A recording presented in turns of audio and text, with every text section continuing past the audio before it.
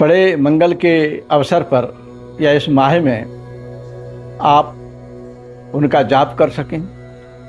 जैसे जय जय जय हनुमान गोसाई, कृपा करहूँ गुरुदेव की नाई। इसकी 108 माला अगर आप कर लेते हैं तो फिर कहना ही क्या। दूसरा, ओम हम हनुमते नमः, इस मंत्र का जाप यदि आप कर सकें 108 बार एक माला तो बहुत ही अच्छी बात है। इसके अलावा यदि शनिवार के दिन आप हनुमान जी महाराज के मंदिर में जाते हैं तो थोड़ा सा परिवर्तन है, क्योंकि वो तांत्रिक दृष्टिकोण से है। आप घी के स्थान पर चमेली का तेल और सिंदूर अर्पित कर सकते हैं। गुड़ और चना का प्रसाद आप लगा सकते हैं।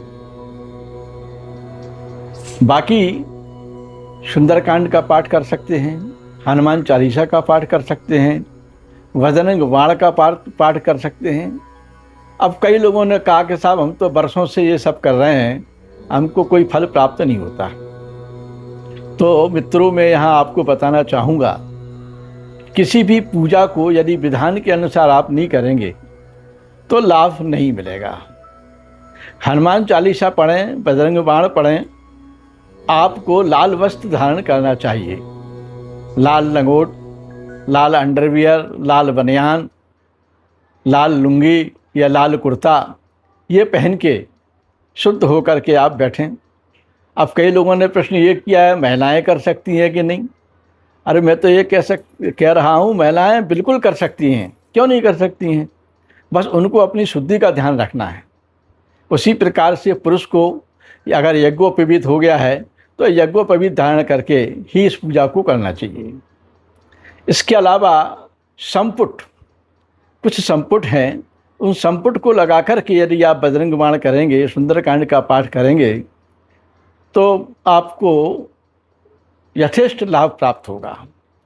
अब होता क्या है, लिया और जल्दी जल्दी पढ़ लिया और साफ लाभ नहीं हो रहा है। तो ये कैसे संभव है। किसी भी विधान, पूजा का एक विधान होता है। यदि आप विधान के साथ पूजा करेंगे तो आप तय मान के चलिए आपको अवश्य लाभ होगा। 5 मंगल, 7 मंगल, 9 मंगल, और ये समय तो 8 मंगल हैं। 8वें मंगल को, 8वें शनिवार को आप अपनी पूजा करें। और अब संपुट में सबसे बढ़िया जो है, दीन दयाल बिरत संभारी, हरऊ नाथ मऊ संकट भारी, या कबन सो काज वाला जो चौपाई है सुंदरकांड में, किष्किंधा कांड के शुरुआत में, उसको यदि आप संपुट के रूप में प्रयोग करेंगे